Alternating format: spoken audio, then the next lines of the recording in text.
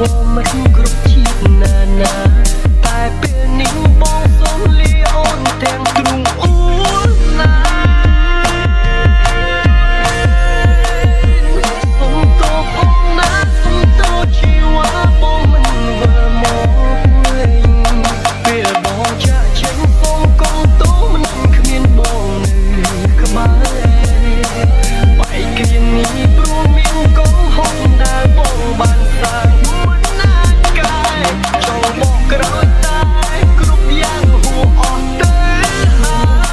យរឿងរ៉ាវអាចនឹងសូមឈប់គិតនោមជឿចាប់ធ្វើអ្វីស្វែងរកអ្នកថ្មីសាងស្នេហ៍មានន័យដែលល្អជាងបងសូមឲ្យគេជួយមើលថែអូនស្រឡាញ់គេឲ្យខ្លាំងជាងបងឈប់នឹកបងឈប់ខ្វល់ពីបងទៀតទៅ